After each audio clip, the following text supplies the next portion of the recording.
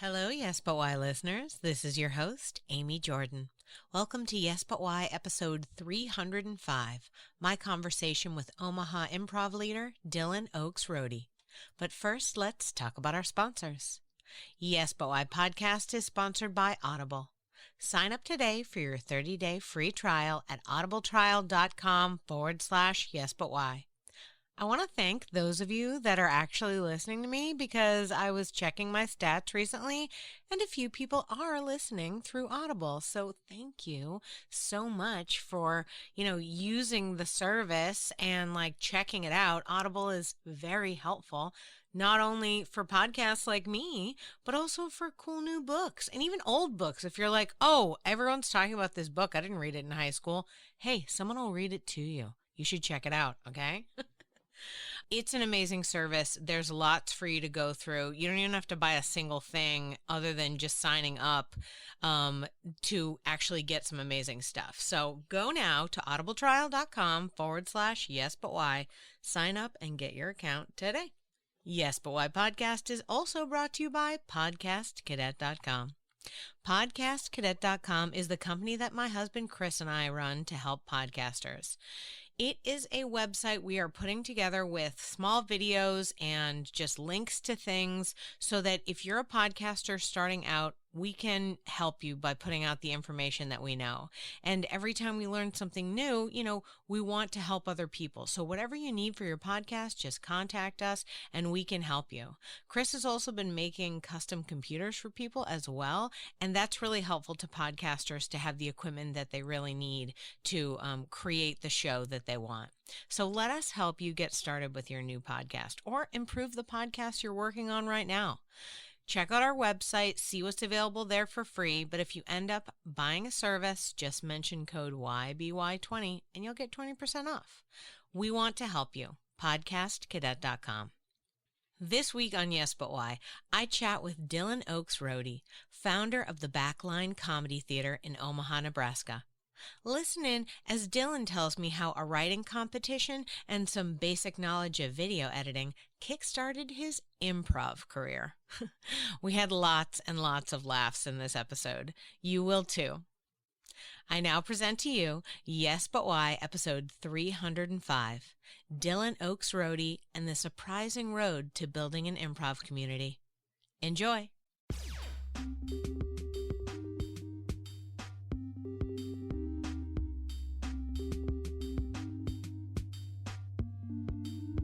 I'm Amy Jordan, and this is Yes But Why. Yes, but why? Yes, but why? Yes, but why? Yes, but why? Yes, but why? Yes, but why? Yes, but why?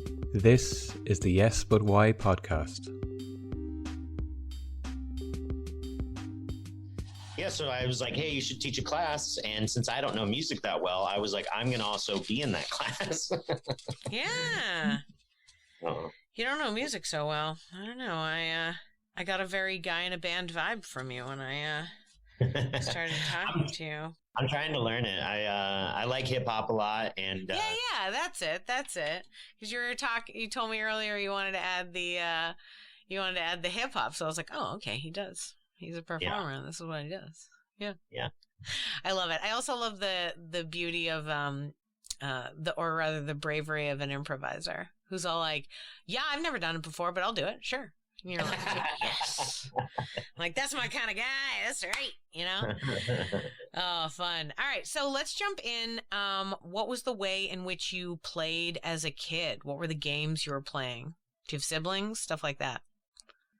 The funny thing is, I don't remember a whole lot about my childhood. Blocked it out. That makes sense. Yeah. And I don't know if I've just done too much as an adult to remember. But most of the stuff I hear is like from my sister and cousins, and they're like, this is what you were like. Except I have the same. I know I was very mischievous. I would test the limits and like see what I could get away with, and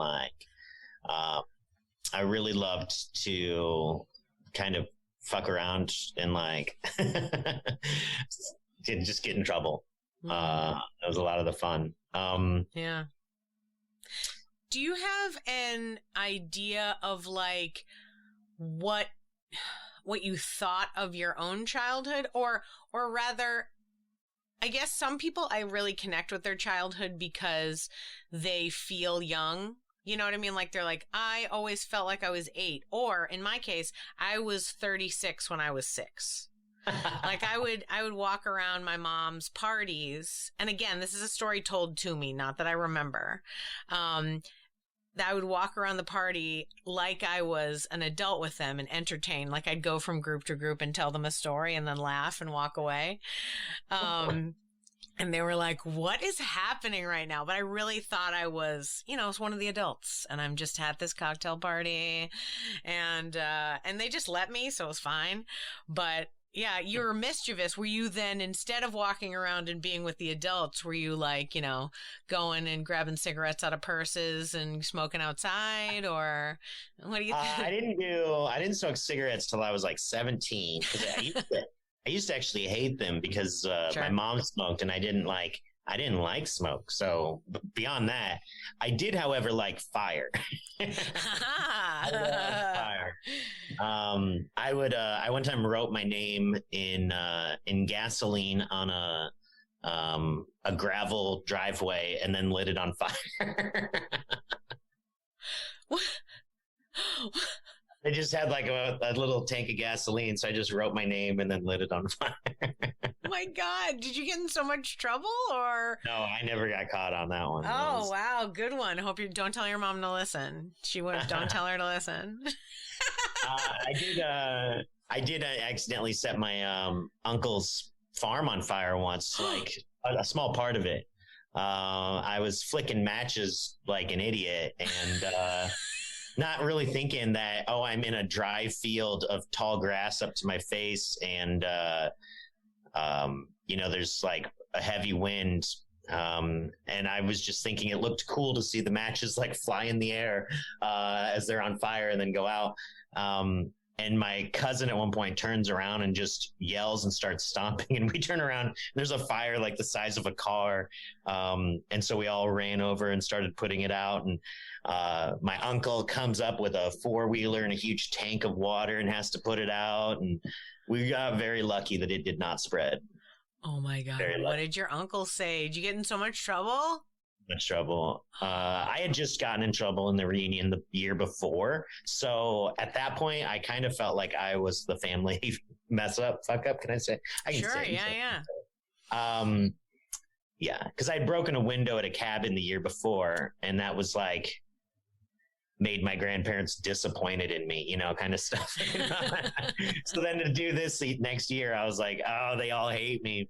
Oh man. Oh, that's rough. That's rough.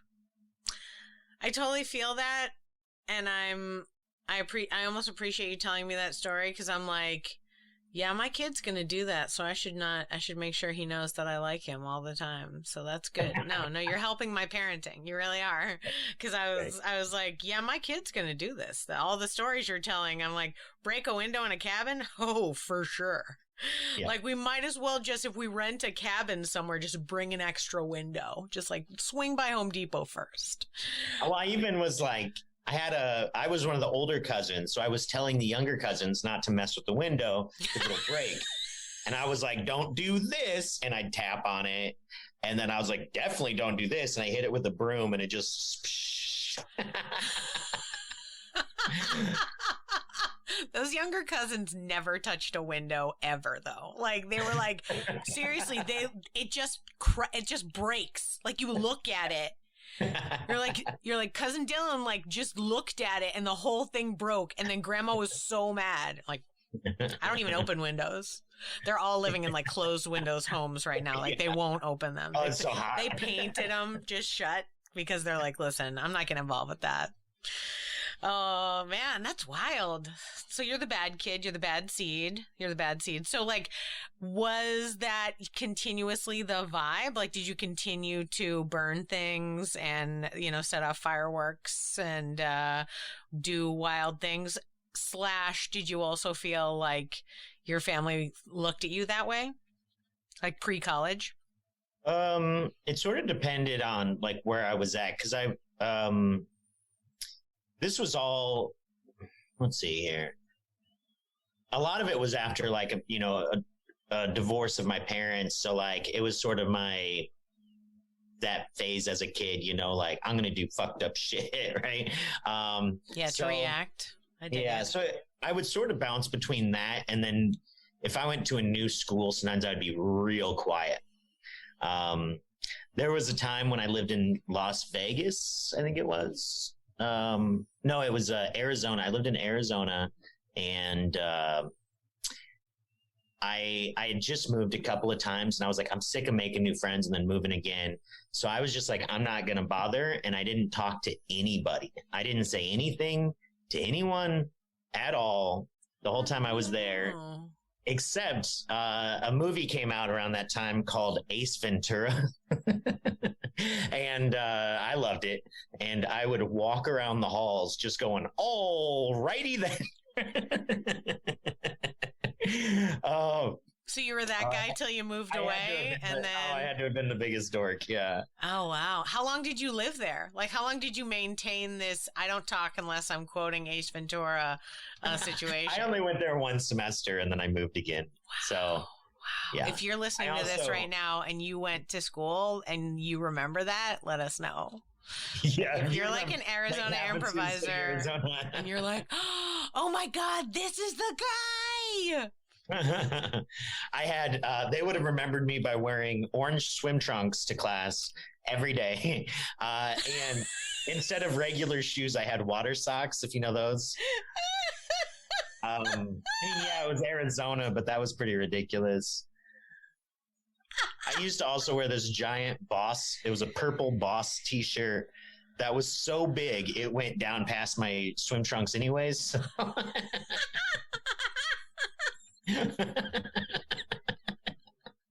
I love this, like, oh man, I can't imagine what it's like to move around a bunch, right? And then to have to make new friends. But I really appreciate this one moment of you just saying, fuck it. You're like, listen, I'm not doing this again. I have done it, checked it off the list. No longer ready to do this situation. And you were just like, guess who I am? The weird kid. I like it.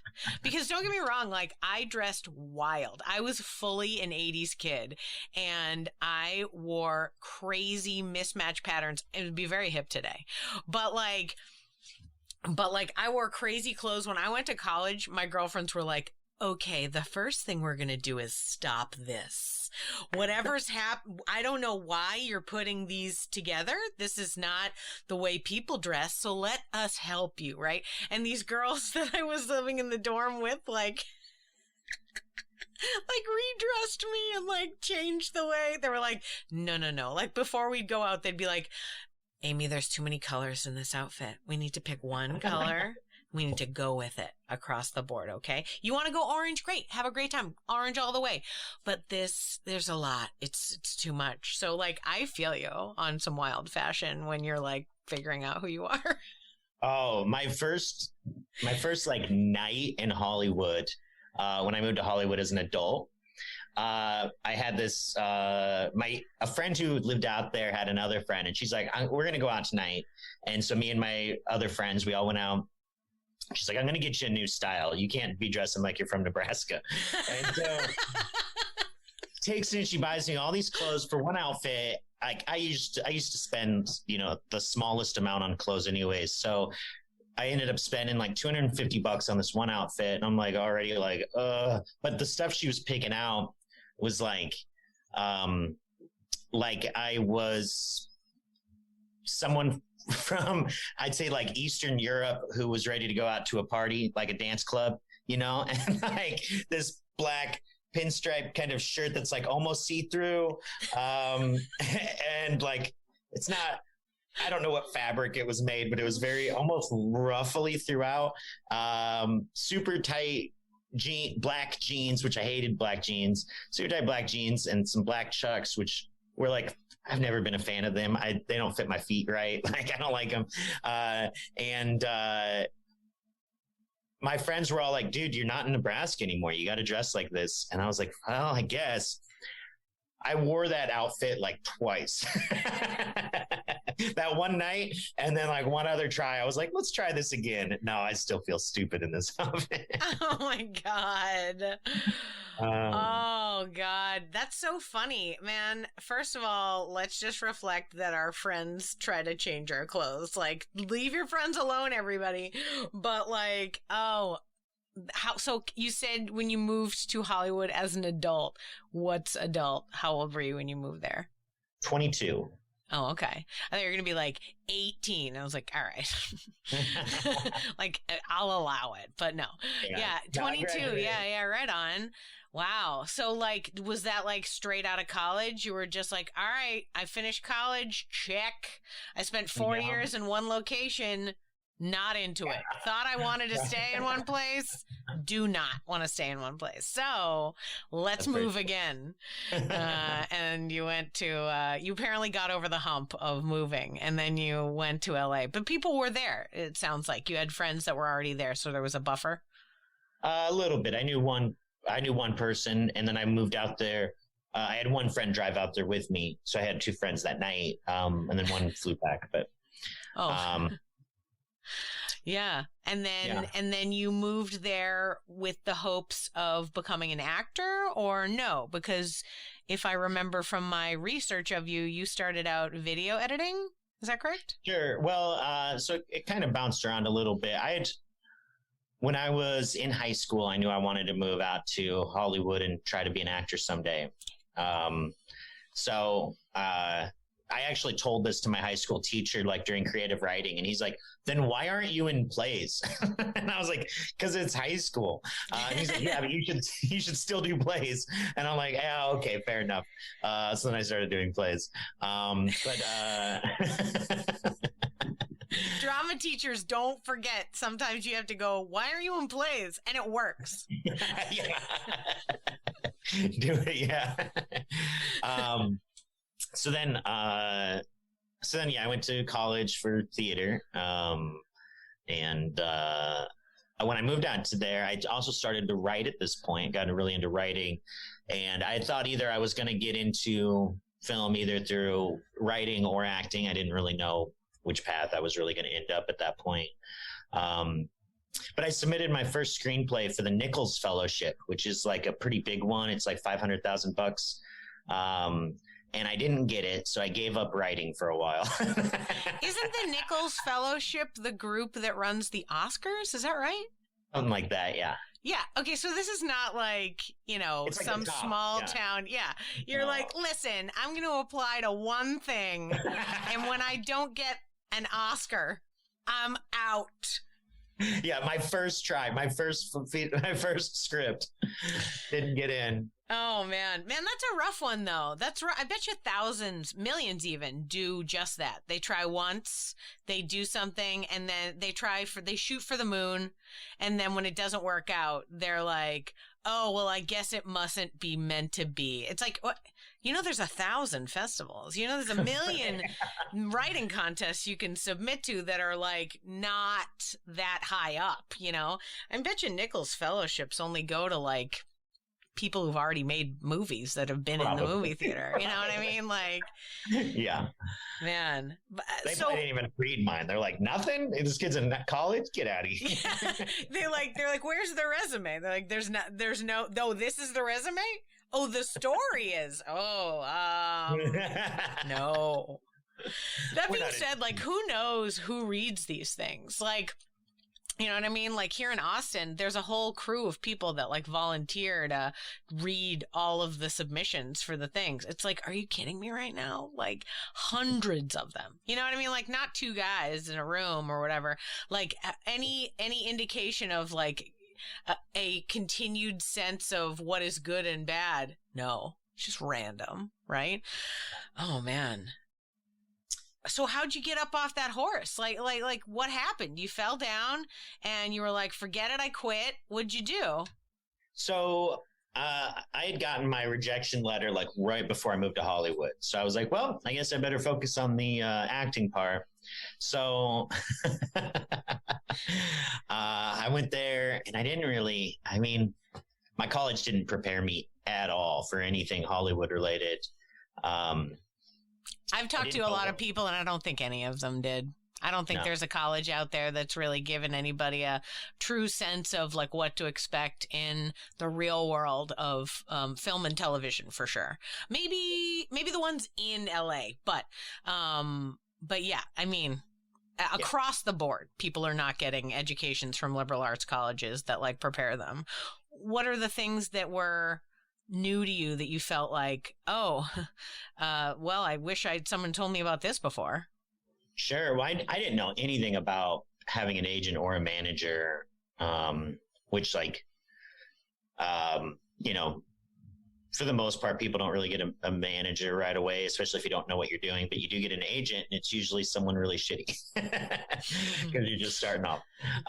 So I had a pretty shitty agent at first. And then I got a slightly better shitty agent after a little bit. I never really got a good one. But I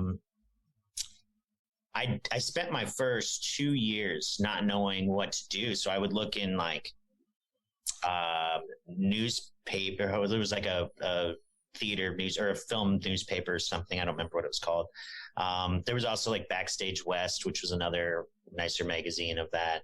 But I'd look for auditions and things where, you know, everyone else in Hollywood is looking at, and like looking on, I think they had Craigslist back then, or I was using something online. I was like, I thought you were much younger than me, and yet you're talking about this paper. I'm like, what do you know of paper, young man? What do you mean magazines? Tell me about these magazines. This is back when I lived in Hollywood before having GPS, at least myself having GPS, and I had to have the old like 200-page map of Los Angeles that every mile. Yeah, that's classic. Yeah. I hear older than me actors talking about that all the time. That's why I was just like, wait, how do you know they didn't have you don't have like a phone? Oh, wow. When I moved out there, you did it. I studied a map of Los Angeles, so if I ever got lost, I'd like could figure out how to get back. Oh my God. I could hug baby you. That's the sweetest. That's the best. Good for you. It's tough out there. It is not an organized place. No. Right? It's like New York City, you can figure it out. You just swing over and say like, if I can figure out which way is north, I can figure out which way to go. It's, it's easy, right? But yeah, certain places, certain cities, you're like, what is that? What is this, a different place? I have no idea where I am now. Yeah. And LA's got a lot of different personalities. Yeah. And so my first 2 years were like auditioning for, student films at USC and UCLA, which I got some help out of. Like I got a little bit of an education from there without ever having to pay for it. So that was cool. Awesome. Because like the instructor would be there during the filming and like he'd give advice and stuff like that. And, good. Way to go listening. Yes. So I did a handful, but you're always doing like movies that someone else has done and you're playing a role that you're like, I'll never get this in real life. I'm 22 and I'm playing an 80-year-old man because it's a student film, you know? So I was like, this isn't helping anything. This isn't going anywhere. I usually didn't even get the footage because they wouldn't like end up like sending it to anything, you know, like you wouldn't get it. So I've done professional things where I've never seen the thing at the end. I have done things where I've been paid a lot of money and I'm like, where is this footage? No one has it. It's not available. It's not a thing. It didn't become a thing at all. I was like, okay, great. Whatever. So don't worry. These student films. Yeah. Well, so then I was starting to be like, what am I doing here in Hollywood? And like, what is any of this? And I was like, I got to figure out something else. I can't just be another of the thousands of actors that are doing nothing out here. So I was just getting into video editing because I didn't really do much of it in college. I did a little bit, but I had a roommate who had Final Cut Pro, which was a pretty good editing software. And so I didn't really have anything else to do with my time. So I was just sitting there on his computer, like editing, for hours, and I'd make like these really weird things as I was like learning different stuff. I was like learning filters, and I'd incorporate it into my video. And if you watch it, you're like, this person was just too fucking high, because it's really weird. But it was a nice way for me to figure out what things did. And then I wanted to start making my own projects. And I'm like, well, I don't even know how to do that. I don't have cameras. At that point, phone cameras were nothing. They were like a picture that was like 640 by 480. It was very grainy. And like, I saw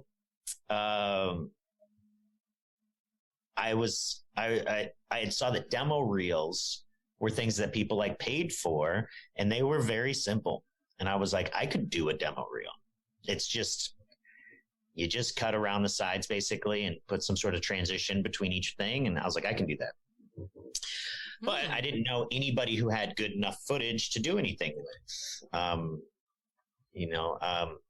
The barely shit that I was in, that I did have footage of and stuff, wasn't good. And I didn't know anybody who had good footage. And so me and my friend were going to start this business. I reached out. I had MySpace at the time, and there was this theater called the Upright Citizens Brigade, who I just added. I just added because they were like in my suggested whatever, and I was like, oh, that's the place that's like down the street from me. I know that place, never knowing like what it was or what they did.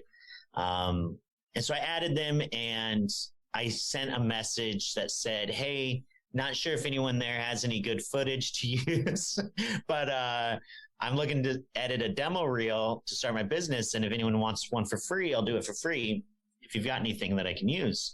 And so I got a response from Matt Besser, one of the founders of UCB, who's like, yes, I'd love for you to do my demo reel. And you can even do my wife's if you want, or my fiance's if you want, which is Danielle Schneider. They were married at the time, but I was like, sure, that's awesome. I don't really know who this guy is because I didn't know anything about the sketch show at the time or anything. And I looked him up, and I saw that he was on I think he was in like an episode of Reno 911 or something like that. And that was about all he had of like stuff that I was familiar with. And so I show up, and he's like, come to my theater. You can watch a show, and I'll give you the clips.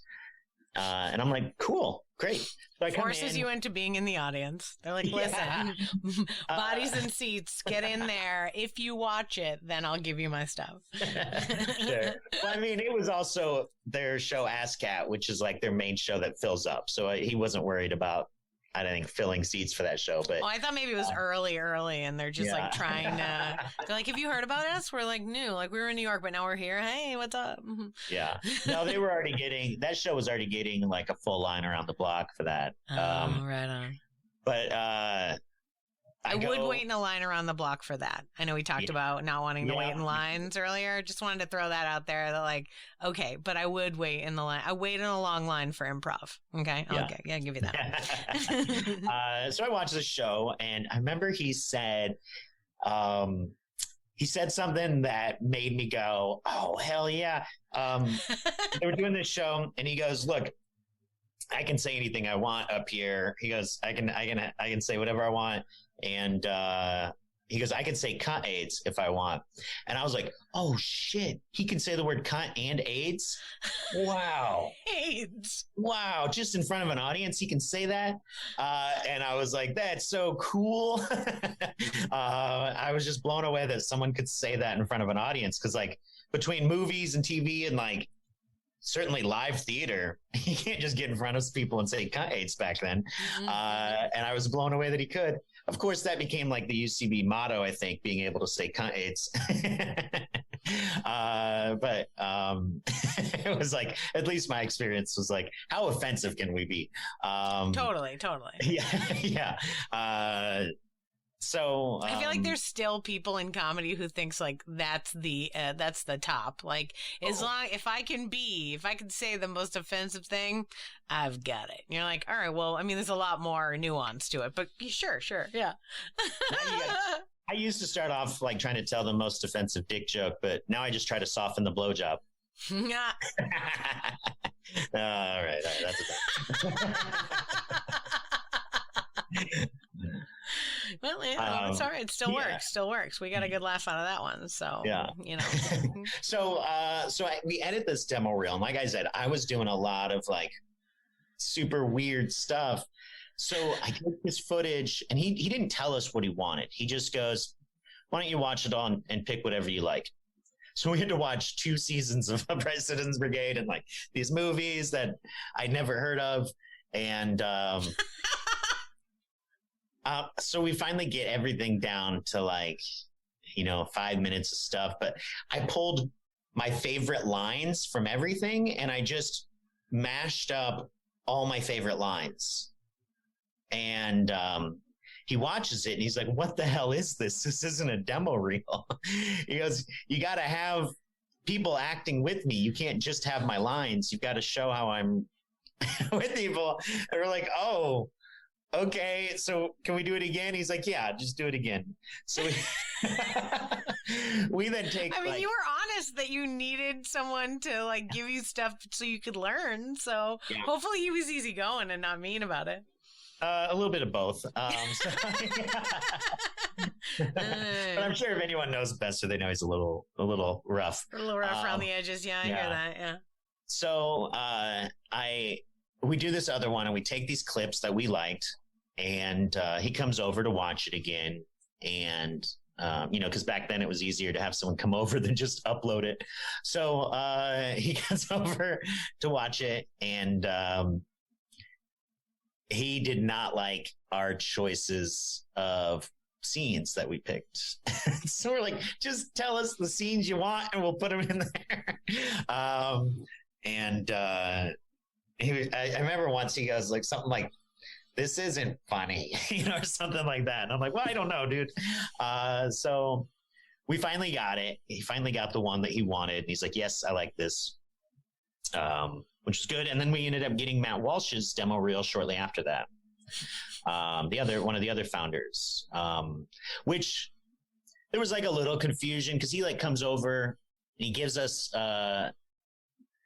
before he came over, we were like, he's like, is it still free or whatever? And we're like, well, we're thinking about charging, because I didn't really know. Like looking back, I would have definitely just said, yeah, dude, free for you, of course.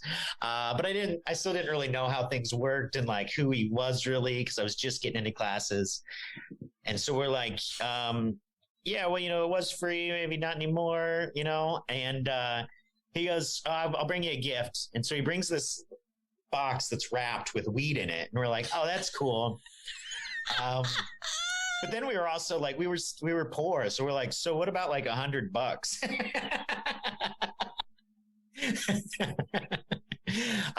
And to be honest, I can't remember if he paid us or if we ended up just feeling really bad that we asked and we dropped it. But for some reason, I can't remember what ended up happening. But I do remember that I felt really bad asking him for $100. I see that you've blocked it out. You've definitely, it's like, it'll come out with hypnosis, but don't worry about it. You don't need to know. It doesn't matter. But I did still really appreciate him giving us a little box, a gift wrap box of weed. Gift wrapped. Yeah. I love it. So fancy. Yeah. A little bow on top. Yeah. Oh yeah. Very good. Very good. So did you do, did this demo reel business like take off for you, or did you decide like, yeah, this isn't really what we want to do, and you focused on classes at UCB? Well, we were having a hard time getting anyone to pay us for demo reels. Everyone wanted free ones, but no one really wanted to pay.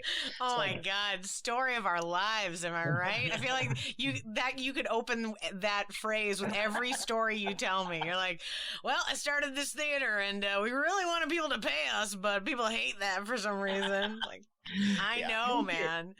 we got a few where people would pay like $100 or $150, and we'd edit it, and most of the time people would like it, but sometimes they wouldn't. But we did a few, and then sometimes, as we got more into improv, we were liking it more for like the connection. So we did Billy Merritt's demo reel for 3 practice sessions, which at the time was good. Like, that's almost $100. Yeah. Well, it's more than that with 3 sessions, because it was like $60-$70 a session. Oh, yeah. Stream. So it was actually a pretty good deal. Yeah. Now you're really making money. Yeah. So, so we did Matt Walsh's and Billy Merritt's. We did a few folks. We almost did Paul Scheer's, but I was like maybe an hour too late to respond to his email. He sent me an email and I responded like an hour later, and I'm like, yeah, sure. And he's like, I already found someone. That whole business didn't go too far, but I did, after doing Matt Walsh's, I started, who actually had some really good footage. He had a lot of movies that I had seen, like Bad Santa and stuff. So I was really loving doing that one. And then I started to, I think I'd asked Matt Walsh or someone like, hey, can I edit your videos for, I think it was Besser. I can't remember. I asked if I could edit videos for free classes, because I couldn't afford the $300 a class, which is what they cost at the time. That was just outrageous for me. $300. I think that's pretty much across the board. Yeah. Like countrywide, Yeah. So then he's like, sure. So I started editing like different sketches, and like their show Ass Cat, I would edit the clips into short little clips and put them online on their website, UCB. I think it was UCBcomedy.com. It was like Funny or Die, but kind of smaller. Mm-hmm. And I started taking all the free classes at that point, as many as I could. And then at IO, I had started editing demo reels, or I started editing videos for a dude who used to be their artistic director, who got canceled a long time ago. But I started editing for IO West, and they just had me start at level 4 because I was already an alumni at UCB, and I didn't really want to take the first classes at IO because you don't perform until level 5. Really? And so, yeah, a 4 or 5, something like that. So I do a level 4, and it's, like a level 2 for the most part. But it was, where's it getting at? Oh yeah. So I just started at level 4 and then went through their 7 levels, from 4 to 7. And all these connections you're making through the editing, like you did UCB and you were like, hey man, you know how we're going to make this, editing cash? Improv theaters. Let's find the next one.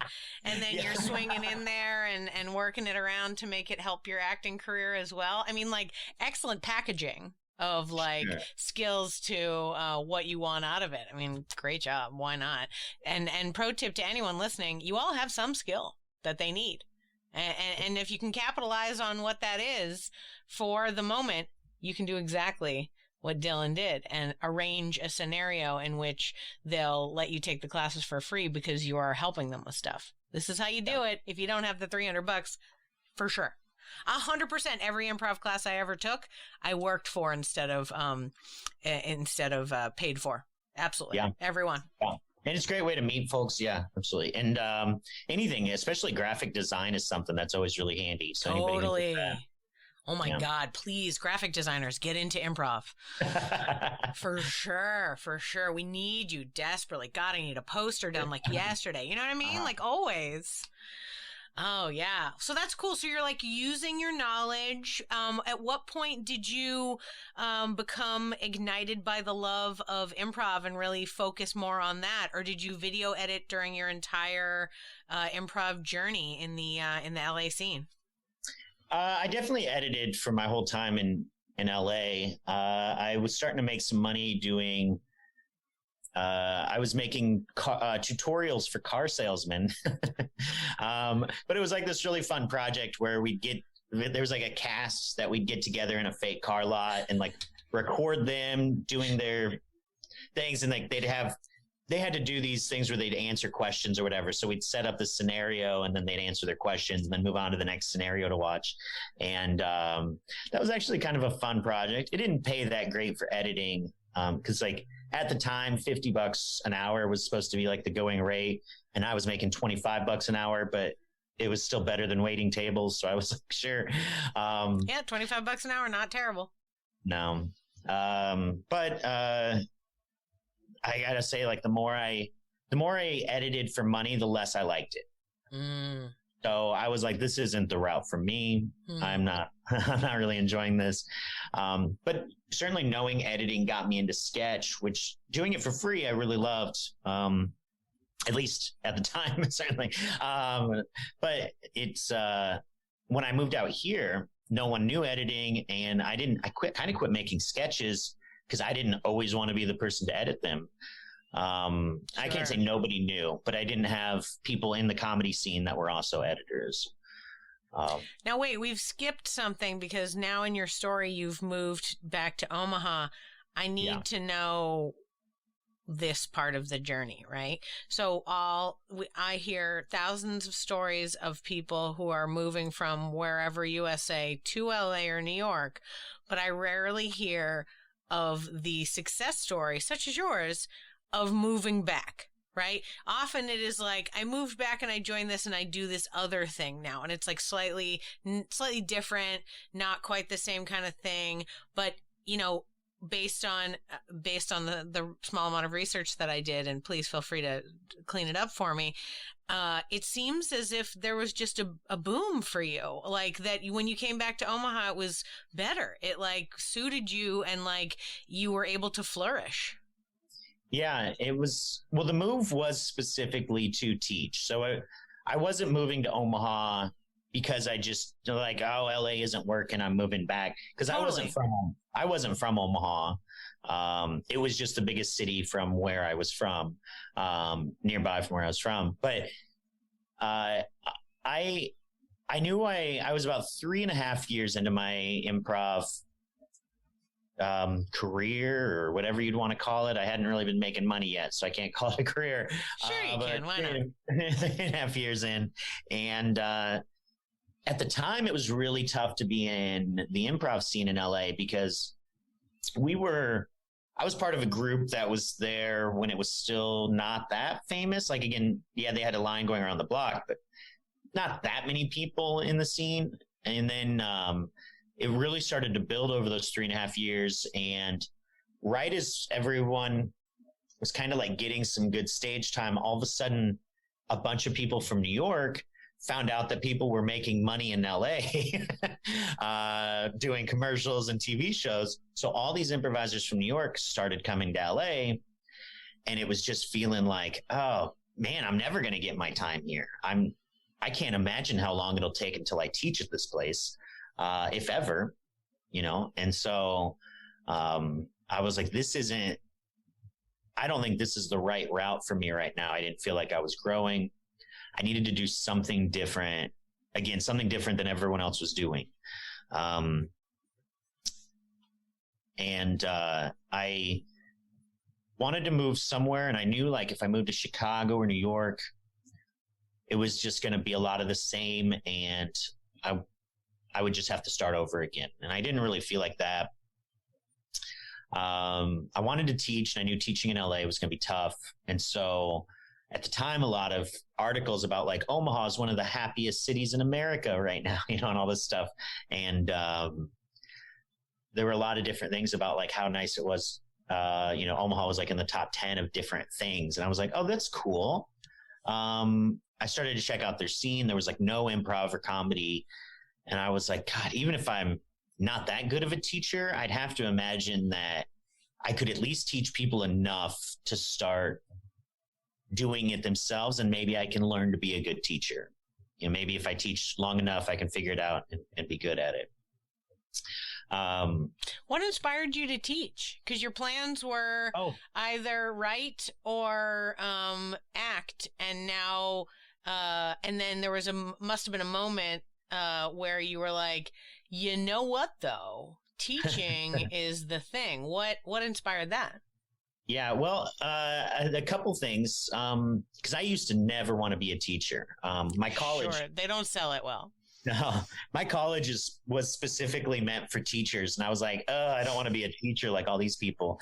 I went to teacher college and I was like, you guys are lame. It's like, you're here. So then I go to, I'm taking my level 2 improv class, only my second one ever. And the whole time I was like, I don't like the way this person's teaching. I wish they'd do this, or like, I want to teach someday because I wanted it taught differently, you know. I learned at the time a lot of people hated their level 2 UCB teacher because it's like all of a sudden things get complicated, you know. But I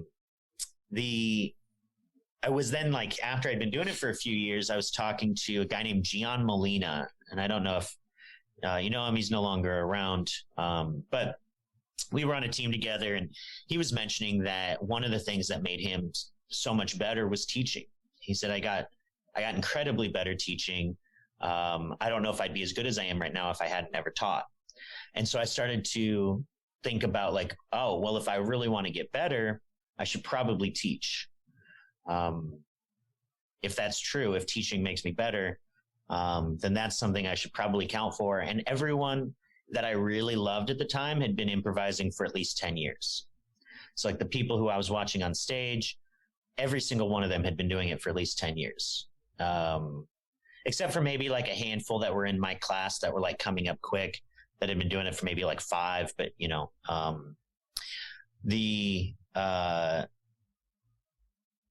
knew I had some years before I hit 10, and I didn't know if I could keep doing what I was doing in LA in the last 10 years. So I thought, okay, I'll spend a couple of years teaching in Omaha, and then maybe I'll come back, or, you know, worst case, I move out there and it doesn't work, and I come back to Hollywood. You know, the opposite of the old tale. I'll move back to Hollywood if it doesn't work out. So, well, but it's nice that you felt at least vaguely homey enough. I mean, from the sounds of it, and in the larger story that we sort of touched on this idea that you moved around a bunch, right? So if any place made you feel homey, hey man, put a pin in that and like focus. You know, you have a home place to go back to. You know what I mean? I could see how like moving around a bunch, there's like, I don't know where to settle. But if LA had enough friends and like you knew it well enough, why not? I mean, we all go home somewhere, right? So I like that idea in your mind that you were like, well, I could always come back here if I decide to. And also, by the way, I love that it was like articles that were like, everyone's super happy in Omaha, so let's move to Omaha. Like, go you. Like, way to look that up and try to move to the happiest place. Like, what a fun choice. Well, so there's a lot of great stuff about LA, like, you know, being near the beach and the mountains and all that. But the people in the comedy scene I liked a lot. But outside of that, there's a hustler mentality in LA, and everyone's looking out for themselves. And that's just, to me, it just wasn't a good way to live, because it was making me more like that. And I didn't like being like that. And, you know, you make friends just for how they can help you out, and not because you actually appreciate being around them. Yeah. And so, based on the people I'm around alone, I am much happier in Omaha, even with all the cold weather and everything. Just because the people around here actually care. You know, like if I drop my wallet while I'm walking, someone's going to go, hey, you dropped your wallet, not sneak up behind me, grab it, and then stab me, just for fun. The extra stab for no reason. They could have just had that wallet. Yeah. They're like, you know what? I got a wallet. Today's a good day. Let's get a stab in. What town is this? I won't move there. When did that happen? Oh, man. I had a roommate who got stabbed in Hollywood. They didn't even ask her for her purse. They just stabbed her and then took the purse. Take the purse. I'll give you my purse. Yeah. Oh my gosh. Wow. All right. Yeah, I'd get out of there for sure. Not that I haven't lived in very stabby locations. I have, for sure. I spent a lot of my formative years in New York City, so I get stabby. But so I love this vibe of Omaha. That sounds so great. When you went back there, how did you have like old friends from college there? How did you start building your community? Yeah, I knew a handful of folks who were theater majors with me at my college who lived in Omaha now. So I'd asked them if they would take the class for free, and could maybe help me get a couple extra folks in there. So using that, and Craigslist at the time, I ended up getting like 7 people who paid for the class and like 6 people who took it for free. So it was a good sized class. And I moved back February. I left February 1st. So it's been 11 years now. Wow. And yeah, I got back February 3rd because it takes 2 days to drive. And by February 27th, I think it was, I started my first class. I had everyone signed up. I had a place, and like, I was having everyone sign up before I even had a place. I came to Nebraska thinking I'll find somewhere I can hold a class. I'll figure it out somehow. And one of the dudes who was in my class is like, hey, I have an art gallery, like a private art gallery, and we can use the basement. We do jazz shows down there. It's a pretty nice place if you want to check it out. I came and it was like the brick wall and everything. And it was amazing. I was like, I love this place. And it was really cheap. He let me rent it out for like $25 a day, Wow. Awesome. Yeah. And, so it was just perfect from the beginning. And, it was like this really hip place. It was literally underground, but, it was, there was no sign on the outside that said comedy or anything, at least for a long time. And so people would still fill the place just knowing that there was a comedy show in this basement. So we got super lucky right away with a number of things, like having a really great venue that had a really great location, that had people who were interested in improv and comedy that wanted to come see it. And, so my first class, I get people in there, and I never really taught. Like I tried teaching like kids once at a summer camp, but I didn't really know improv at the time. So, so this was like my first time really teaching. I never even coached a team, and I'd come up with this syllabus for the class. And we go through the first week, and this guy who didn't know me at all comes up and he goes, hey, I know there's not really like a grade for you on teaching, but you got an A. And I was like, thanks, man. I really appreciate that. The first class had a killer class show. They filled the audience with like 50 people. They just did so great that I basically signed up a whole nother level 1 just from that class show. And things really hit the ground running at that time. And, we've certainly had ebbs and flows, but it was a really nice start, and it made me feel like things were going to be good. Yeah, as well they are, for sure. The first few performances, was it all student shows, or did you get the people from that first class and get them to create troupes and to develop more shows? Yeah. So the first show was just a student show. I think the first 2 or 3 shows were just student shows. But then we started to form some teams, and we did, I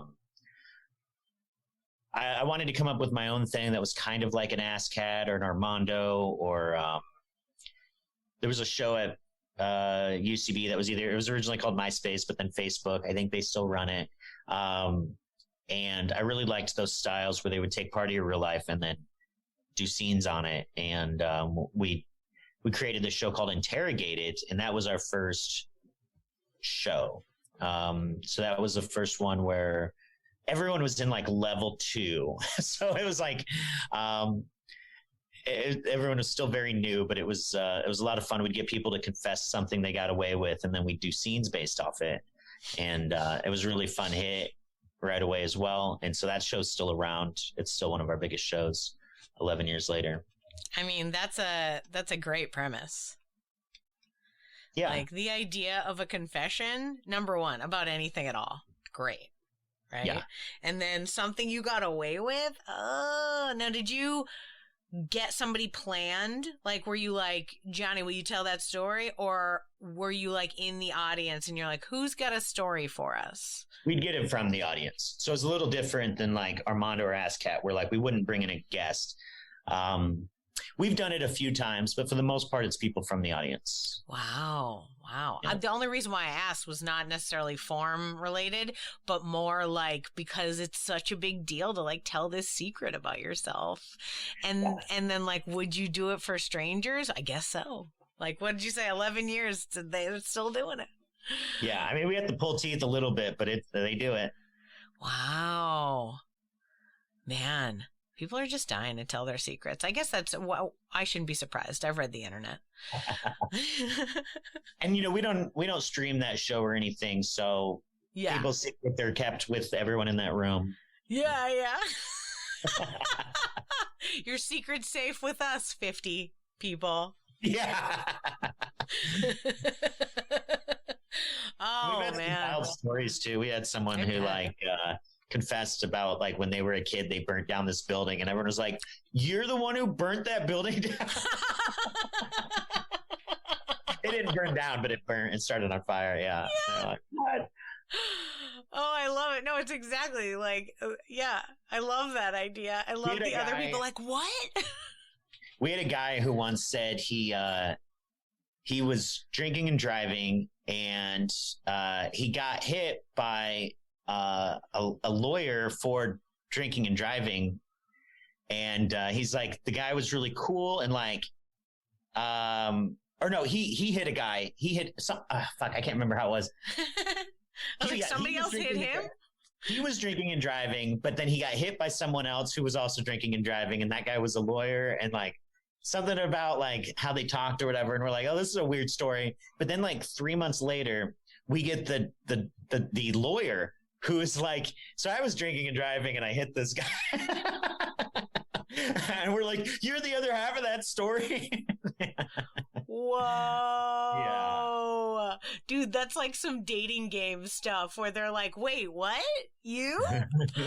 Oh my God. This is your life, Yeah. Oh God. Did they tell the same story or did the lawyer change it? Like, was it different? It was very clearly the same story. It was, it was great. He's actually had 3 DUIs himself, or 2 or 3 DUIs himself, and he's a lawyer. Oh my God.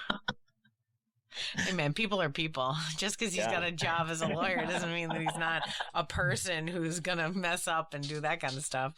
Oh my God. I love that you got both sides of that story. That's a fun one. I mean, I suppose it worked out for both of them, so why not retell the story, right? Yeah. Oh man, so that's so fun. I really enjoy that. And I like that you just wanted something, so you made it yourself. There's so many people out there, and I'm sure you meet them since you're, leading a community now who think that things need to be provided for them. Like, oh, can you give me some opportunities? And you're like, yeah, I mean, if you want to do stuff, you just do that stuff. Like, that's how it works. You're like, oh, I'd love to be in a play. Awesome. Find one and then do that play. You can pay for the rights if you want to, but mostly people don't care, so do that. Like, if you're not making that much money. Yeah, there you go. Yeah, so, I mean, since you were since you got into the improv, speaking of writing your own, since you're in the improv world, you wanted to write and stuff like that. Did you start doing writing classes? How did you get into, because I see that you do sketch. So like, how did that develop from I'm teaching improv to, teaching and doing writing and sketch and stuff like that? Sure. So I definitely took a few sketch classes at UCB. There were a few things that I don't know. They didn't have a whole lot at the time. At least I think they had 2 sketch classes, sketch 1 and 2. So I took both of them, and I was like, well, now what? I did a lot of sketches because, like I was saying, I was editing video, and so having that skill made people want to do sketches with me because I would edit the video. But we also had we had run into this guy who had just sold his software for like $500,000 or something. And he wanted to become a director. So he bought all this equipment and just wanted to start making things. So he made like our first 10 sketches, basically, which was such a huge help getting started, having somebody there who was like dedicated and had the equipment, because nobody had good cameras or anything or lights. And of course, like we were all still very new at it. So like one of our first shots, we had to have a generator in the room just to have the lights. And it was so loud, we had to redub the audio.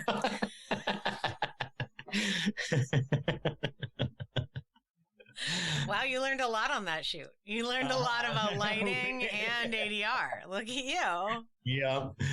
Oh, man. I have been there, my friend. I have been there. Oh. So even though I didn't do a whole lot of sketch classes, I had a lot of experience making sketch and working with other folks making sketch. So when it came to classes, I've only taught a handful still. I think I've probably taught maybe like 10 at my theater, maybe a little bit more, but somewhere around there. It's not a whole lot compared to improv classes. But it's something that I really like doing, and I'm getting more into teaching it as I've sort of found my own ways of doing it. So I used to just teach the way I was taught at UCB, and we would sit down in a class and we would write like 5 sketches throughout the 7 or 8 weeks. But most of the time people would like drop out. They wouldn't do a sketch, so they would just never show up the next week, and then they wouldn't show up the week after that, and they'd just disappear. Or we'd make some really great sketches and no one would do anything with them. And it's like, well, okay.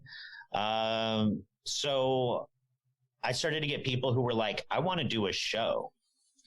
And I started to craft a sketch class that was, we now spend the 7 weeks making an actual sketch show where no one's looking at a script or anything. People have them basically memorized, and can get up there and perform a half-hour sketch show in front of an audience in 7 weeks. So, I think that's the way to do it. Yeah. People like that one a lot. Yeah, absolutely. Yeah. Yeah. Excellent refurb of the idea for sure. Because you're right. Like people get so nervous about like their output. And if they don't feel like they've written enough, they disappear. I've had that a lot. Yeah. Where like you have a class and you think it's going well. And then by the end there's 2 people and you're like, okay, guys, let's do a reading. It'll be 10 minutes. But like, yeah, building a show, it also like gives you lessons that you have no way of knowing they're going to give, and helpful lessons for if you need to make this on your own. Think about what happened with us. Like even things like, cause I've done that too, where I've taken a class and done a fully acted out version. I used to do that with my like sketch 2. I'd get for the sketch 1, I did a reading, and then sketch 2, I'd do like a full performance. But there were a couple scenarios where actors who are not being paid kind of bail last minute. And you have to figure that out right before that. And that's real. Like that's just happened. You know, I produced a sketch show for 8 years. People just drop out day of sometimes, you know, just what happens. And that's insane, but you have to figure it out. And I feel like those lessons are the lessons that like really get a person the meat of learning what it is to create a show. Yeah. there was I'd say kind of a spark to do this style of sketch was when Kevin McDonald came. He had reached out and wanted to come teach sketch, and he teaches it through improvisation, which is funny enough, like a way I had not learned after years of improv and sketch. Same. When I met Kevin McDonald, he also taught me how to do improv into sketch. I had only just been either writing or doing improv separate, for sure. I got you.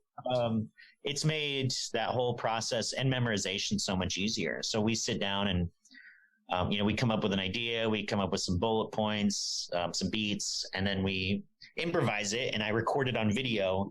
And then we have somebody go up and we do it a second time, like a couple weeks later. And then we have somebody watch the video and type up the sketch, as if it's an actual script that way. And then that way the memorization is really easy because this person's already improvised it twice naturally. And it's made that whole process really easy. And so also if somebody drops, everyone's also already familiar enough a little bit with like that character that they can hop in. So we haven't had a whole lot of people drop in this style, but the couple times we have, it's been easy enough to get people to fill in. No, I think you're totally right that the style of doing sketch that way creates sort of an ownership for the performer in a way that like just being a performer for a writer feels distant. You know what I mean? So I appreciate that. That definitely gives both creating a show and then doing this improv to sketch style totally hooks in the performers so that they stick around because there's an ownership. There's, I made this is mine, as opposed to like, oh, Joey wrote it and I guess I'm going to be in it. That kind of thing. Going to, back to the idea of like running the sketch show, like figuring out the right way to kind of like have the class and all that. There's a quote from Warren Buffett that I remind myself often of. He's an Omaha guy, if you don't know. And I don't remember the quote verbatim, but it's basically, don't run your business the way it's been ran before. Run your business the way you think it should be ran. Oh. And that's something I really try to keep in mind often is like, am I doing things the way everyone's always done it? Or do I really think this is the best way to do it? Yeah. Yeah. I think there's a lot about learning from your growth in that quote as well, like allowing yourself to change. You became a different person when you came and decided to focus on teaching. And then as you're building your community and learning and figuring out how do I get butts in seats, that helps you develop the way that you create because every city's got a different vibe to their community. So it's nice that you took the time and tried stuff out and learned and adjusted, evolved as you moved forward. I think that's the only way, Yeah. Wow. You just put together so much great info and connected it. Now, here's a question. You had mentioned in your, in the information you sent to me up front, the Omaha Improv Festival. Is it Fest or Festival? Fest. Fest. And it's now Omaha Comedy Fest. We've added all comedy. Omaha Comedy Fest. Now, I was looking at that, and that says that's been around for 8 years. You mentioned that you've been in Omaha for 11, so my brain explodes a little thinking, yeah, I did 3 years of doing this school and building this community and creating classes and like spearheading this thing. You know what I'd love? More work. So I'm going to start a festival and have that people from all over the world. What possessed you to do that? I get it, but also like, oh my God, so much work. How did you do that? How did you maintain that? Well, the funny thing, you said 8, we've had 8 festivals, but one of those was a year off because of the pandemic. So it was actually 9 years ago. Oh, so it was 2 years in that you were like, yeah, it's cool. I can do a festival. I like it. My God. Well, you wild. I knew that people needed some other teachers besides me. And I thought a festival might be a great way to bring in some other coaches. And bring them to the people in Omaha, and good for you. I didn't quite think I would get as big of coaches my first year as I thought. Quite honestly, I figured I would get like a coach from like Des Moines, Kansas City, and maybe Minneapolis or something. Like, I didn't really know. Still I thought pretty cool. Yeah. There's plenty of great coaches in those areas. But I reached out to my favorite teacher, who was Craig Kukowski, who most people probably know if you do improv. He's amazing. And I asked him, I said, hey, I'm running this festival, and how much would you come out for if we were to do this? And his budget was reasonable enough. And I was like, I think we can make this work. I think I can sell these workshops. And then once he was on board, I had reached out to, I don't even remember how I found him. Somehow Rick Andrews had like gotten a hold of me from Magnet Theater in New York. And he was like, hey, I hear you're doing a festival or something. I'd love to come or something. I don't remember exactly how I found him or he'd found me. And I was like, sure.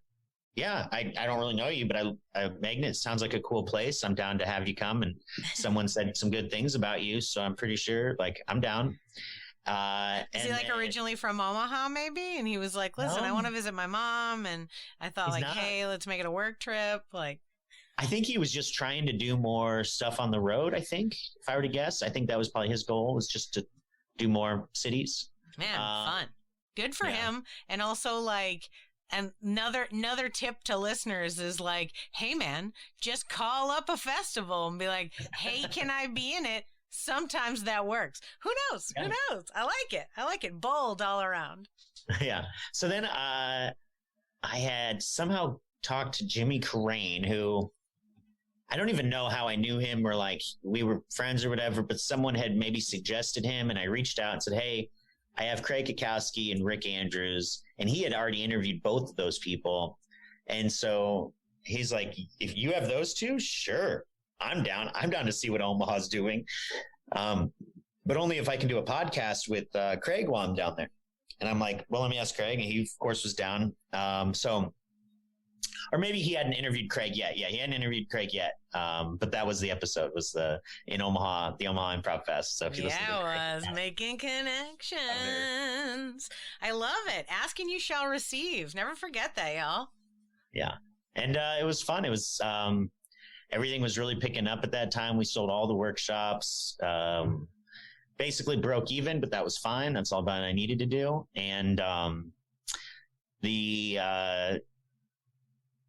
we ended up moving to a different location shortly after, hoping to grow more, at the time. Plus the place we were in was like probably going to be closed down because it wasn't legit. Sure. We had one bathroom, and that alone would have got us closed down. Yeah.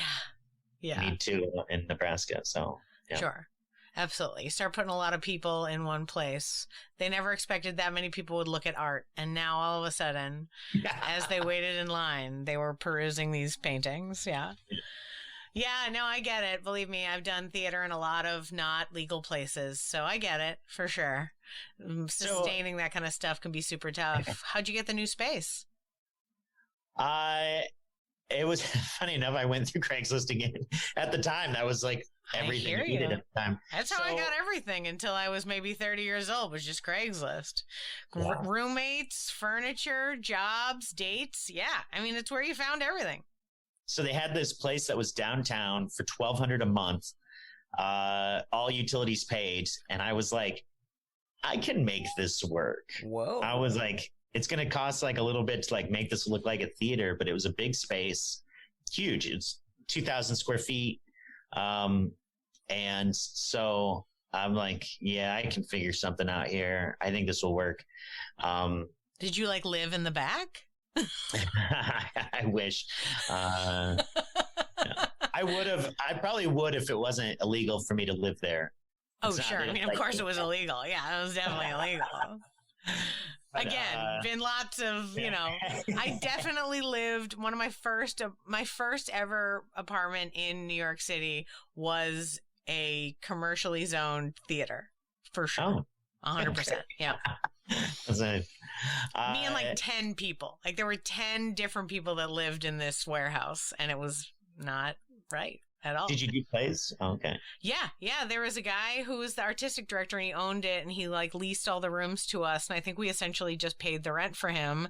And he did plays. There was a humongous rehearsal space. It looked like a dance studio. There were 2 walls that were just mirrors, and then there was a big wall of windows. It was a gorgeous, like, big, huge spot. They did like big productions with like a lot of drums and stuff, real avant-garde stuff. And they'd have the rehearsals in there, and they'd have plays. So I'd wake up in the morning and there'd just be strangers eating my bagels in the kitchen. And I just had to be fine with that. That was just like part of it. It's like, if you have separate food, keep it in your room and lock the door, because there's strangers in here at all times. It was wild. Great and vibrant and wonderful, but illegal in all ways. And I won't even name the theater because I'm now concerned about them backlogging that poor gentleman who had a great idea to get 12 of us into New York City. It was an awesome experience, but so you're in the new space, you're like thriving, you're starting this, Well, it didn't start good because like listen, when we moved, we went from like this really awesome place that had a really great crowd and like a good part of town, and then we moved downtown to this area that was kind of like scary. It was it had been a part that had been started to be abandoned. So there was like most of the businesses weren't open at that point, and there were like no street lights. Our block was fucking dark, and people were scared to leave at night without someone walking them. And it's like one of the first things we did was we put giant floodlights outside our place just so there was a lot of light on our street. My gosh. No wonder it was so cheap. They're like, yeah, take it. Yeah, sure. You might die, but go for it. Yeah, you're all right. You're right. Just make sure to pay rent first. But I also thought at some point this place has got to pick up, and hopefully by the time we're getting better, it's picking up. And now, I mean, it's been like 8 years, but it's becoming a nice hip part of town, which is really nice. Oh, great. And, and you were able to maintain it through the pandemic. Good for you, man. Good for you. I'm so happy for that. There's so much insanity. And I'm just so happy to hear that you're like, oh, yeah, no, I mean, we still have the space. Like, that's great. Yeah. I think, being a smaller place still, like, a lot of the larger theaters had some closings, but I think from what I understand, a lot of the smaller theater places, at least Improv, I think lasted. I don't know. Well, real estate was hard for a lot of people. When theater spaces essentially went empty for so long, paying the rent no longer became plausible for a lot of theaters.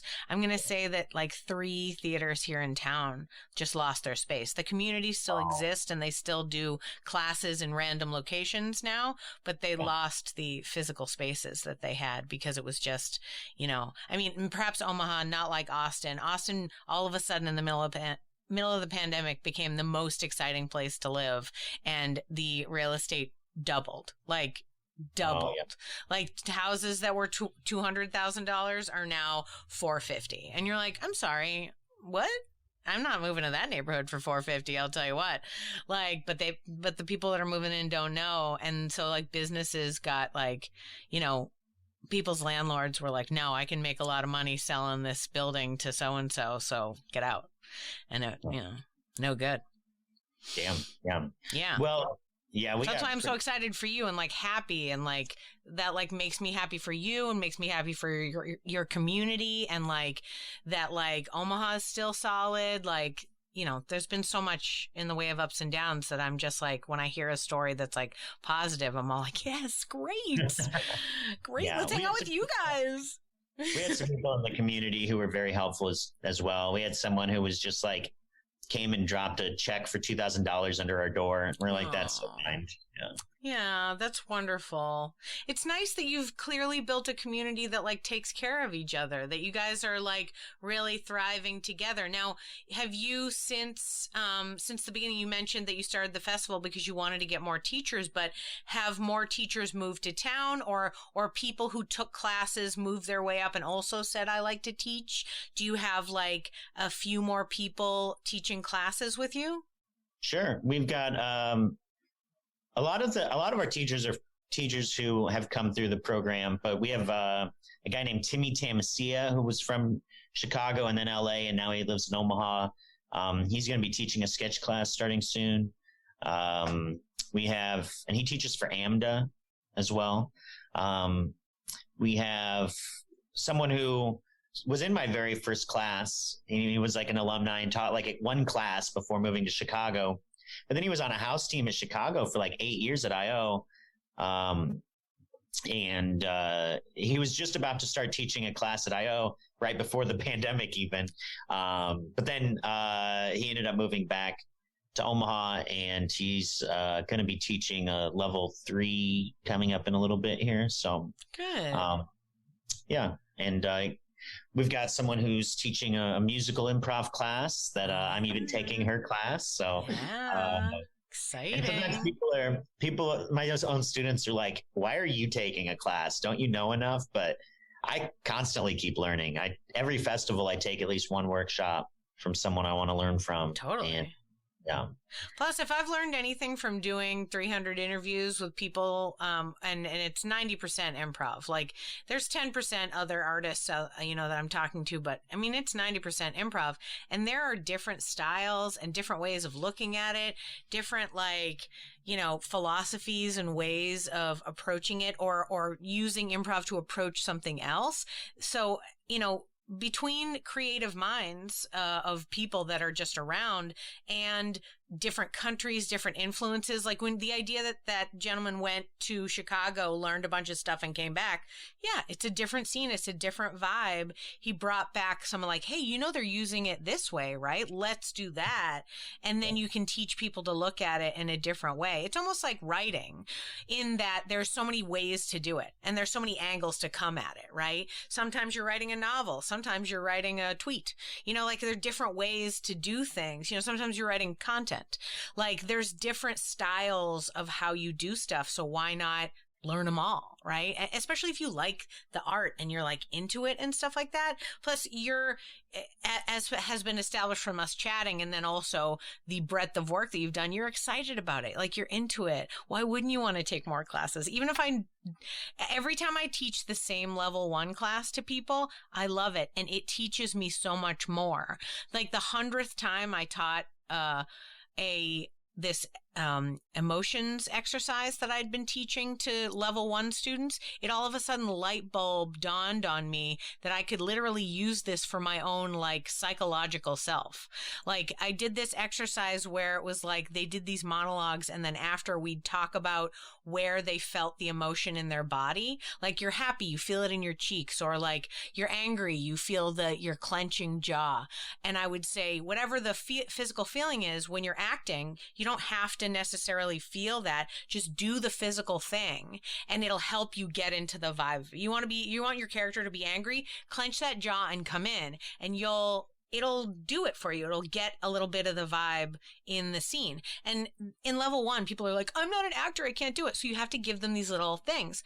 But when I did the exercise after the 100th time, I was like, oh, hey, I could be aware of my own emotions in my body in life, like, so that I don't make a bad decision because I'm angry, or like I can acknowledge, oh, I'm afraid now. So maybe I'm not in the right mind state to make this decision about whether or not to do something, like once I turned it into something I could actually use in like my real life, I was like, oh, wow, this improv stuff, this was really, this is helpful on many levels. But it took me like years of teaching before I like was able to see, and teaching the same thing too, using that same exercise to get just new performers okay with acting, like giving them a little trick so that they didn't feel like, well, how am I going to cry? You don't have to cry. Does everybody cry every time they're sad? No.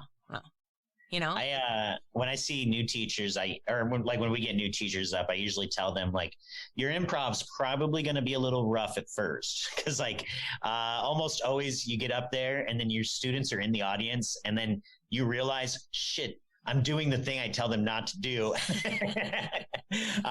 Almost all of my teachers say the same thing. Like they're doing a show in front of their students and then they're like, oh man, they're judging me because of this thing. Yeah. I usually like to preface that kind of thing, though, with the idea of like, you know, of course, the way that I teach is the way I understand improv. And if I'm teaching you to avoid something, it's because I am falling in that pitfall every time. Yeah. It's like, man, every time I get up there, I do this. Guys don't do that. Like, that's life. That's how you have, you know, that's how you parent too. Like, I have a 4-year-old and like my whole parenting style is don't be like me.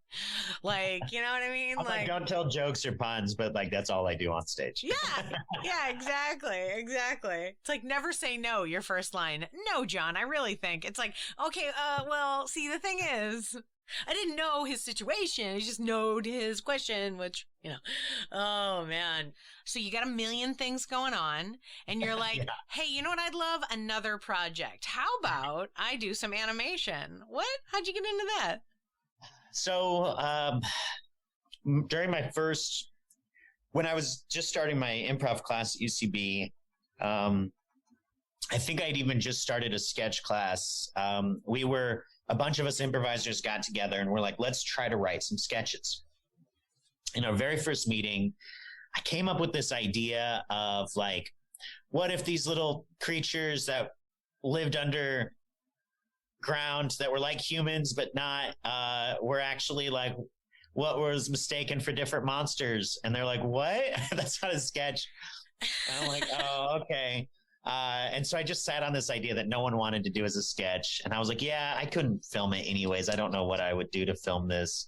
And, I then was like, you know, I should probably write it out as a feature-length film because I do like the idea. So I started, I don't know why I thought it'd be a feature-length film, but I was like, yeah, if I got the budget for a film, I bet we could make this. So I started making this. Sci-fi, always good for your first feature film. Right, yeah. So I was like, oh man, maybe. And as I'm writing, I started to go through all these different locations and stuff. And I'm like, there's no way I could ever get the budget to like film this. Especially like my first thing, like this is probably a waste. So I kind of put it down for a little bit. And then I thought, what if it's a book? Because that I could write by myself. And then if people like it, then they'll make it a movie. And I was like, okay, great. So I started writing this book and I made it, you know, and then like 30 pages or something in. And I was like, I don't think I want to write this as a book. That's so much work. And I just wasn't feeling it. I'd never written a book before. So I sat on it again for a while and then I tried animating a couple of times. I'd done some really basic projects. One where I just had like the mouth move, like South Park style. And then like one where it was actually, I'd drawn everything, but just the mouth itself, like not the bottom jaw, but just the mouth itself moved basically. And it was like really basic, but I was like, oh, I kind of want to animate again. I don't know what I would animate. And then it clicked that I had this project that I didn't know what to do with. And I was like, that could be an animation. And they could just be short ones. Like that way I can actually do them in time, like get them done. Cause I had made one that was like 3 minutes in 1 month once. And I was like, okay, if I could do an episode a month, that would be good. I ended up spending a lot more time on these. So it takes me like a year for a 3.5 minute animation right now. And I'm done with 3 of them. So, well, it's not your main gig. It's not the thing that you're spending all your time on. I think it takes 6 months for like people whose job it is full time.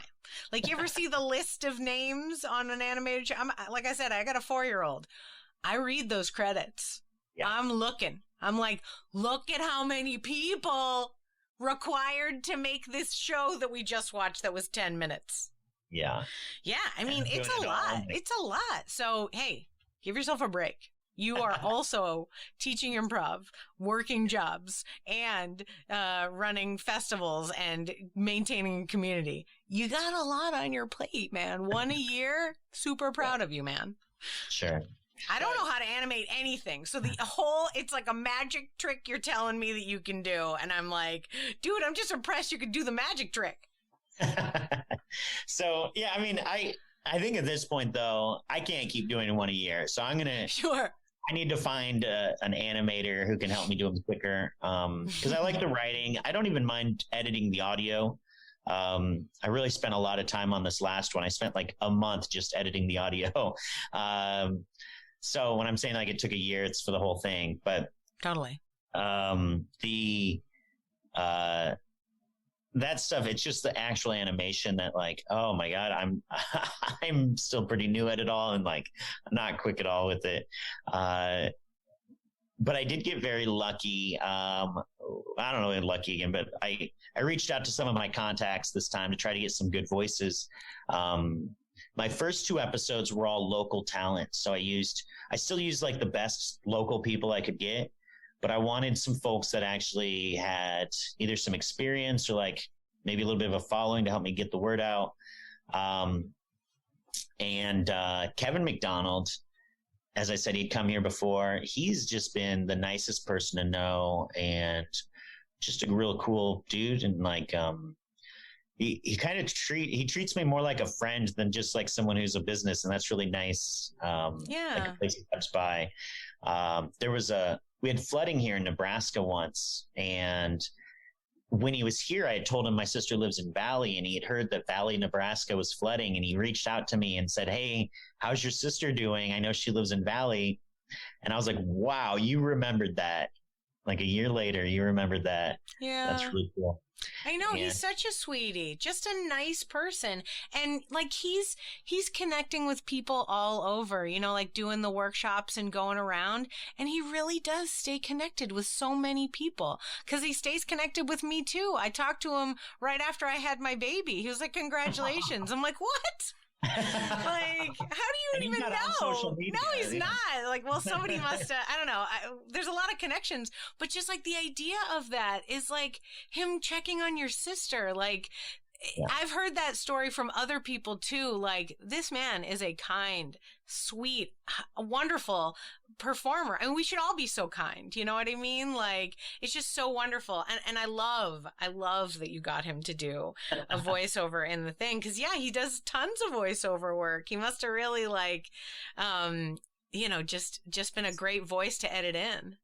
Yeah. I was really like, I had thought maybe he would like charge me some money, but it would be maybe like a good deal. So I reached out and was like, "Hey, like how much would you do this for?" I didn't even think he would do it for free. But he did. He recorded it for free and he was like, "Look, if you ever make money off this, give it to me. But otherwise we're good." So nice. Yeah. I'd asked him to be Dracula and, it's not a typical Dracula role. It's kind of like a more, maybe meek Dracula. Kevin McDonald Dracula. Yeah. I get it. So I thought like he'd be a really fun person. And he sent me like all the audio like later that day. I think he just did it in one day, sent it to me, and he's like, "Here you go." And and from there, once I had him, I'd reached out to Billy Merritt, who does a voice for Steven Universe. Right. Yeah. So I had had a lot of fun getting some really good talent for this one. And going forward, I want to keep that up. And now that I have it up, people are like, "Hey, can I be a voiceover?" And I'm like, "You're not talented enough." Not kidding. I don't say that. Not for you. I mean, get a couple movie credits and we'll talk. Yeah, maybe. No, it's really nice that people want to be a part of this project now. People are like, "Can I write with you?" and stuff. The only thing I need though is people to animate. No one's saying, "Can I animate?" Because as soon as someone says that, I'll say yes. Yeah. Well, have you thought about, remember when you were, and I only say this because I've done this, which is go to schools and ask them in the same way that you were acting in student films. There are kids all across the world in animation schools who need projects to do. And if you were like, hey man, can you animate this thing? I just maybe have some like kids in the hall in it or whatever. It's not a big deal. They'd be like, yeah, let me get involved in that. It might not be the best right out, but you know what I mean? Like if maybe for a new project, I appreciate you want to amp up this one that you're a few episodes into perhaps, but like, you know, just thinking about it purely out of your own stories, like, hey, you know, there's been some, let's see what the colleges have that can help me out. Maybe there's some colleges in the area that do animation. I mean, that's how people get haircuts and dental appointments, right? That's how everyone I know does it. So, well, yeah, there's not a lot of animation in Nebraska, but sure. I did reach out to someone. I went to the Omaha Film Fest, and they had this short animation, and I reached out to the animator of that, and she goes, that's not my style. I like family-friendly stuff. Oh, like, yeah, sure. Okay, fair enough. Yeah. Mine's showing like weird little naked alien things, right? Yeah, I can see how there's probably like two groups of animators. There's the for kids and the not for kids. Uh-huh. Yeah, for real. So you are developing so many projects. You're just like such a self-starter. I mean, what keeps you motivated? What keeps you flowing with all this? There's so much that you're putting out. There's so much work that you have to do. I mean, you must get exhausted, like physically, emotionally, like just wiped out. What keeps you fresh? What keeps you going? Oh, that's what all my depressed friends ask me. And I say lots of drugs, and then they, go to their doctors. So I'm just trying to help. I think some of the things that keep me going is I love to create. I love to make new things. So when I'm bored, I just start doing something, whether it's music or writing or just a video. I like that process of making something. And to me, like without that ability, I don't think I would be happy personally. I just don't. I don't think I could do like a job that didn't allow me to be creative and have no hobbies that allowed me to be creative. I don't think I could do that life. And so for me, it's like, that is pretty much a lot of it is just, I want to be creating things. I want to be making things. I love, thinking about how to do things as well. There's stuff that I would be doing if I had the ability to, that I'm not doing right now. I'd love to get more into science, but like without an into that, I can't, right? Like I can't, I mean, maybe I could buy a CRISPR and just see what I can make, but, yeah, those are available. They're on Amazon. It's available. You just get a couple. It's fine.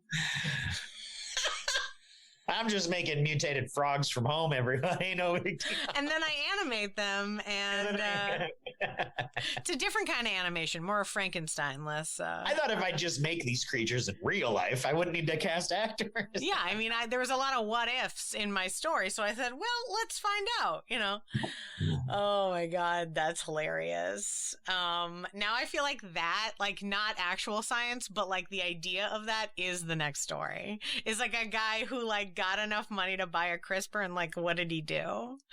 Like, and how did he ruin the world? Like, love it. Love it. Honestly though, like as a kid, I thought of I didn't know the term then, but genetic engineering was like something that would have just been a dream job for me as a kid.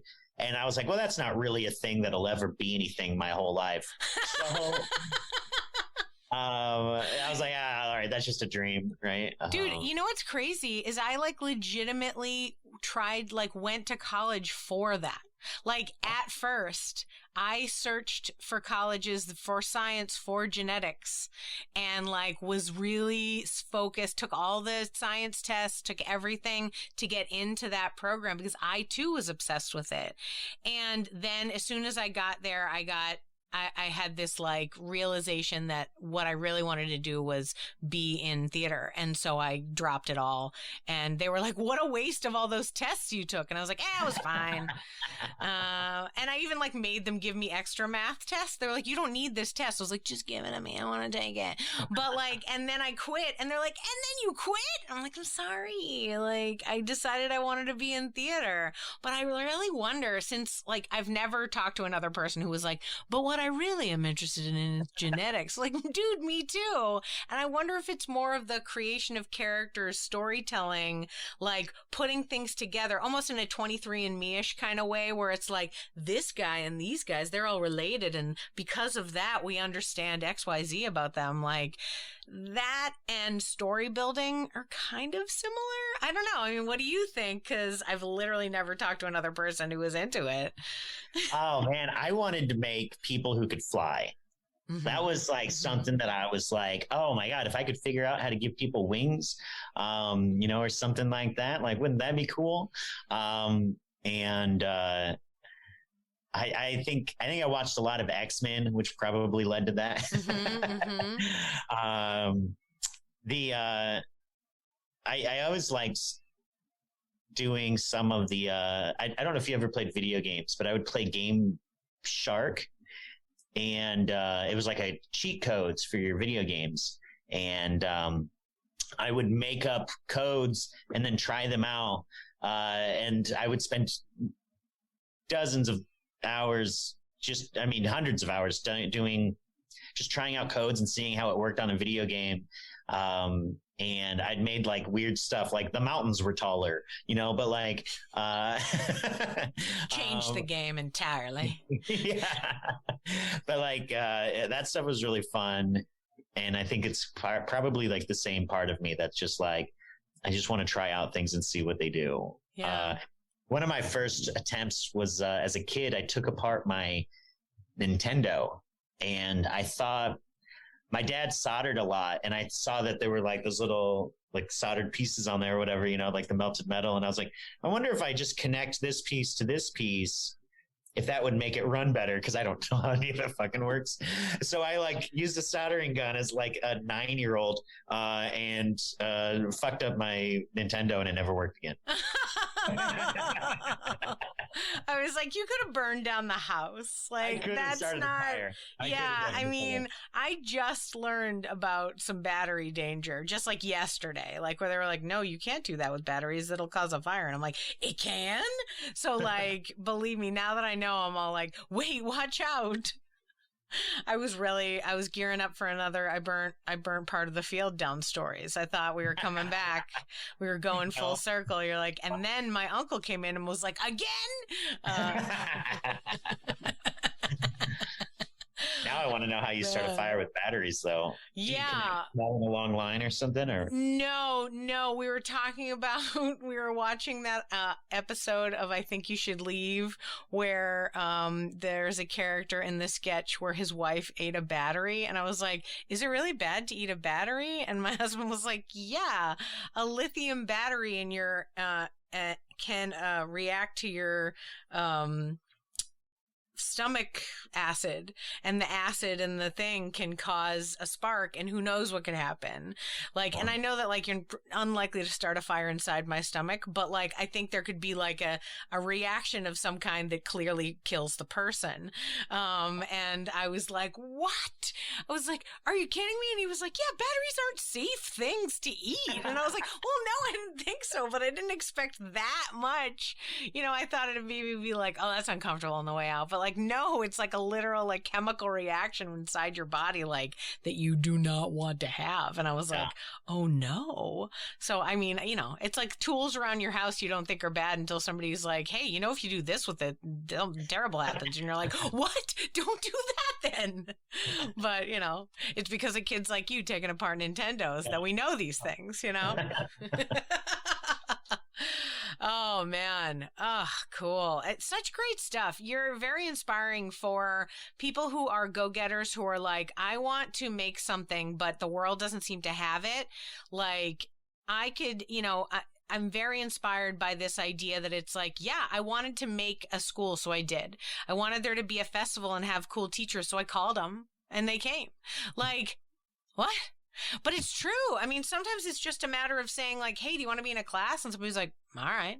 And then it happens. Like, so like having the confidence in yourself to do that and like maintaining and putting it together, like that's so strong.